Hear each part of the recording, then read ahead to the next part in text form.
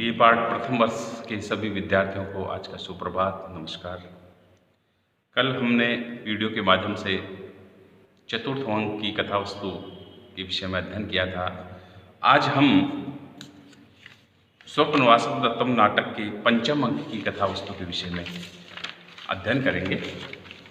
पंचम अंक में महाकवि भास ने कौन सी कथा को अपने श्लोकों में बद्ध किया है, उसकी कथा वस्तु के विषय में हम जानकारी लेते हैं। चौथे अंक में विदूषक महाराज से वासवदत्ता और पद्मावती में कौन प्रिय था, इसके विषय में पूछते हैं। आगे प्रवेशक के द्वारा पद्मनिका एवं मधुरिका दो पात्र हैं जो नए आते हैं पंचम अंक में, पद्मनिका और मधुरिका। वो सूचना देती हैं कि पद्मावती के सिर में बहुत दर्द है, अतः वह अवंतिका को खोज रही है। अवंतिका कौन थी? अवंती प्रदेश के में रहने वाली जो स्त्रियां हैं वो अवंतिका कहलाती हैं, और अवंती प्रदेश की एक वेशभूषा है, उस वेशभूषा को पहनने वाली वासवदत्ता है। इसलिए उसको वासवदत्ता ने कह करके अवंतिका को खोज रही हैं। वह महाराज को भी सूचित करना चाहती हैं, महाराज उदयन को भी बतलाना चाहते हैं कि पद्मावती सिर में बहुत पीड़ा हो रही है, उनको दर्द महसूस हो रहा है। तो दोनों को, अवंतिका को और उदयन को ये सूचना देना चाहती हैं, पद्मनिका और मधुरिका, कि उनके सिर में दर्द हो रहा है। और विदूषक को भी तलाश करती है, मतलब वासवदत्ता को, राजा उदयन को और विदूषक, इन तीनों पात्रों को वो पद्मनिका और मधुरिका ढूंढ रही हैं, ये समाचार देने के लिए कि पद्मावती शिरोवेदना से पीड़ित है। तो ये समाचार उनको देना चाहते हैं। उसी समय विदूषक आता है और समाचार जानकर वह महाराज के साथ समुद्र गृह में पहुंचने का वचन देता है। और प्रवेशक के बाद वासवदत्ता के वियोग में दुखी राजा रंगमंच पर आता है, अर्थात वह शिरोवेदना से पीड़ित है और जो समुद्र गृह है वहाँ पर बिल्कुल शांत वातावरण है, वहाँ पद्मावती की सैया लगाई गई है, और जिससे वो कोई शोरगुल से बची रहे, शोरगुल उसको परेशान न करे, जिसके कारण से उनकी सैया है वो समुद्र गृह में लगाई गई। जब उसे पद्मावती की अस्वस्थता के समाचार प्राप्त होते हैं तो वह समुद्र गृह की ओर चल देता है, और समुद्र गृह में जाकर वे देखते हैं कि पद्मावती अभी तक वहाँ पर आई ही नहीं, क्योंकि वहाँ की सभी वस्तुएं व्यवस्थित हैं। पद्मावती की प्रतीक्षा में राजा उसकी सैया पर लेट जाता है और विदूषक को कहानी सुनाने के लिए कहता है। तो पहले तो विदूषक उज्जैनी की कथा कहना प्रारंभ करता है, परंतु उसके राजा खिन्न होता है और विदूषक उसके स्थान पर दूसरी कथा कहना प्रारंभ करता है, परंतु वह नगर के नाम के स्थान पर राजा का नाम और राजा के नाम के स्थान पर नगर का नाम कहता है। तब राजा उसे सही स्थिति का परिज्ञान कराता है और वह उसे रटने लगता है, और उस विदूषक के रटते रटते उस राजा को समुद्र गृह में उस शिरोवेदना से पीड़ित पद्मावती की सैया थी उसी पर उनको नींद आ जाती है, अर्थात राजा उस सैया पर सो जाते हैं और वह अपना प्रावरक लेने के लिए चला जाता है, क्योंकि वहाँ समुद्र गृह में बहुत अधिक ठंड है। उसी समय वासवदत्ता वहाँ भी आती है और वह उदयन को पद्मावती समझ लेती है, क्योंकि वहाँ अंधकार है, वहाँ पर कोई रोशनी नहीं है, वहाँ पर अंधकार है, और वह अत्यधिक प्रेम प्रदर्शित करने की दृष्टि से उस पलंग पर लेट जाती है। यानी कि किसी व्यक्ति को यदि हम मिलने जाते हैं या उसके पास में बैठते हैं या उसके साथ में शयन करते हैं तो उसको अपनापन लगता है। उसी अपनापन प्रेमत्व की भावना के लिए पद्मावती के पास में वो सोना चाहती है। कौन सोना चाहती है? उस सैया पर लेट जाती है वासवदत्ता। तो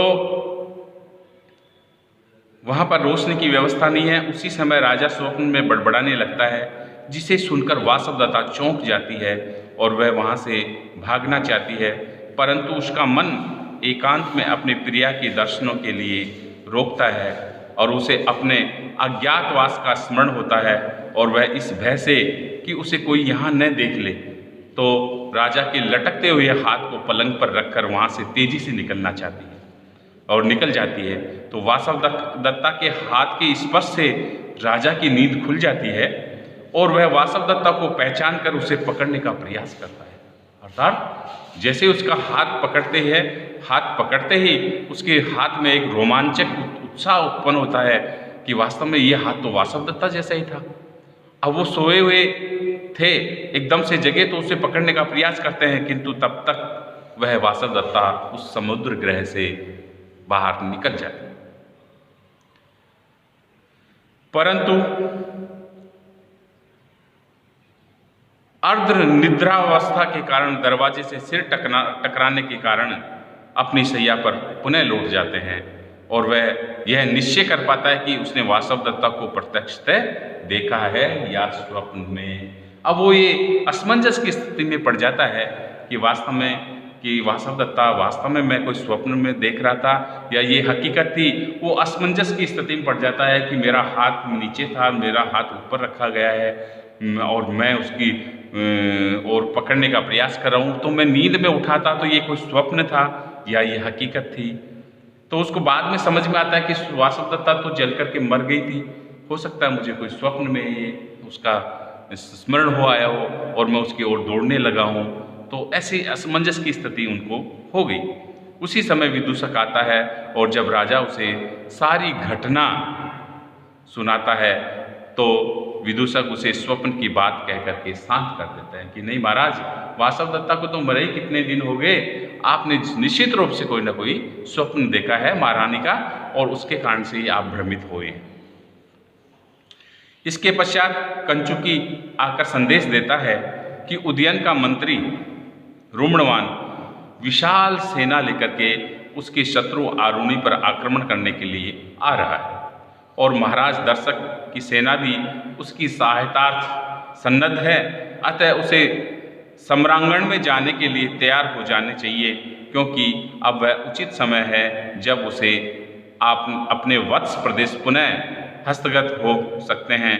और राजा उदयन इस समाचार को सुनकर के कृतज्ञता ज्ञापित करता हुए सम्रांगण में उस युद्ध में जाकर आरुणि जो शत्रु है उसको समाप्त करने की प्रतिज्ञा करता है और वो युद्ध में जाता है और अपने खोए हुए प्रदेश को पुनः प्राप्त करने का प्रयास करता है। वो युद्ध में चला जाता है और इसी प्रकार ये 5वां अंक है वो समाप्त हो जाता है। तो यहाँ मुख्य बात ये है कि समुद्र ग्रह में कवि ने इस नाटक के नामकरण की सार्थकता को स्पष्ट किया है।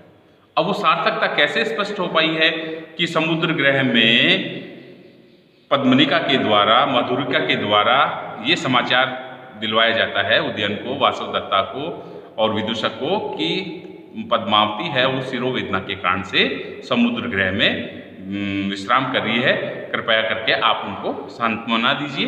तो वो राजा उदयन है वो बड़ा जल्दी शीघ्र समुद्र ग्रह में जाता है, लेकिन वहाँ पर शैया पर बिल्कुल सलवटे नहीं है, तकिया साफ लगा हुआ है। तो इसका मतलब ये सोचता कि पद्मावती अभी तक आई नहीं यहाँ पर, या तो आ रही होगी, तो इस बहाने वह वहाँ पर लेट जाता है और ऐसे लेटते लेटते उनको विदूषक कुछ कहानी सुनाता है। नगर के स्थान पर राजा का नाम, राजा के स्थान पर नगर का नाम। तो राजा फटकार लगाता है कि इसको सही तरीके से, ऐसा कहते कहते वो रटने का प्रयास करता है और रटते रटते उनको वहाँ उस सैया पे नींद आ जाती है। उधर वासवदत्ता अवंतिका धारिणी है वो भी वहाँ पहुँच जाती है और वहाँ तब तक विदूषक बाहर निकल जाता है और वो आकर के ये सोचती है कि यहाँ पर पद्मावती सो रही है, इसलिए मैं क्यों जगाऊँ, इनको थोड़ी देर विश्राम करने दूँ, इससे बेहतर है कि मैं इसके पास में लेट जाती हूँ। लेकिन राजा स्वप्न में, नींदों में कुछ बड़बड़ाने लगते हैं तो वासवदत्ता कुछ ज्ञान होता है कि यहाँ तो पद्मावती नहीं, यहाँ तो महाराज उदयन सो रहे हैं। और जैसे उठ कर के जाने का प्रयास करती है और राजा का हाथ नीचे पलंग से लटका हुआ होता है, तो जाते समय सोचती है कि इनका हाथ मैं ऊपर रख देती हूँ। ऐसे रख के जाती है और इतने में राजा उदयन की नींद खुल जाती है और वहाँ से वो दौड़ करके समुद्र गृह से बाहर हो जाती है।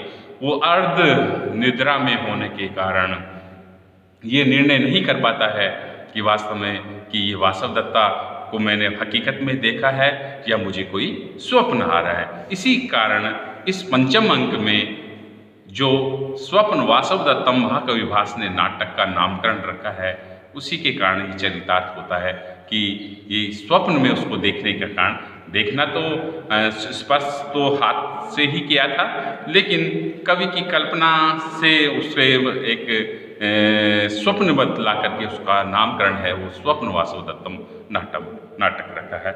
और इसी प्रकार दूसरे जो अपने खोए हुए वत्स प्रदेश था, उसके लिए वो युद्ध के लिए वहाँ से प्रतिज्ञा करते हैं कि मेरा जो शत्रु है उस आरुणि को मैं नष्ट करने का प्रतिज्ञा लेता हूँ, और वो रुमणवान के साथ वहाँ अपने सेना के साथ वो युद्ध करने के लिए चले जाते हैं। इसी प्रकार ये 5वां अंक समाप्त हो जाता है। आज के लिए इतना पर्याप्त है। धन्यवाद।